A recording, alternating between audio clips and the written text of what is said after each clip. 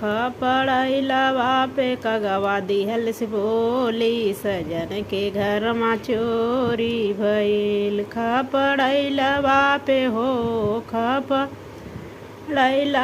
पे कगवा दिहल से बोली सजन के घर में चोरी भइल।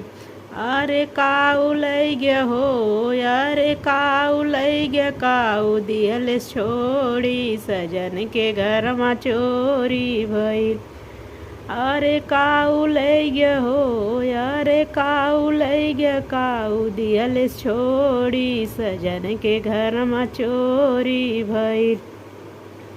खपड़ैलवा पे हो खपड़ैलवा पे कगवा दिहल से बोली सजन के घर में चोरी भइल। खपड़ैलवा पे हो खपड़ैलवा पे कगवा दिहल से बोली सजन के घर में चोरी भइल।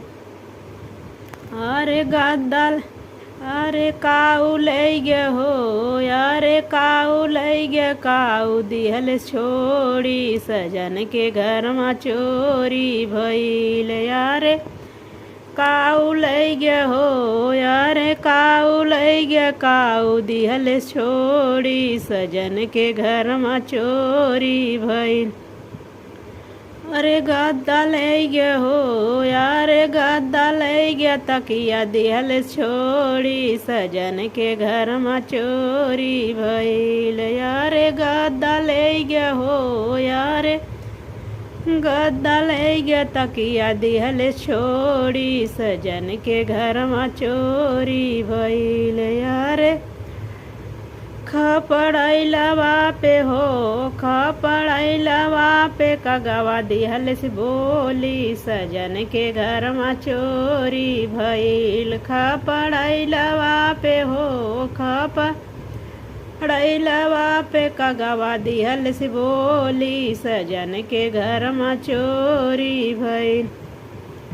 अरे काऊ लई गया हो अरे काऊ लई गया काऊ दिहल छोड़ी सजन के घर में चोरी भइल। अरे काऊ लई गया हो अरे काऊ लई गया काऊ दिहल छोड़ी सजन के घर में चोरी भइल।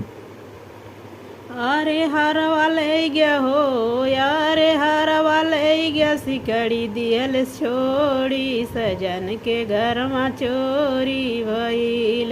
अरे हरवा लई गया हो अरे हरवा लई गया सिकड़ी दिहल छोड़ी सजन के घर में चोरी भइल।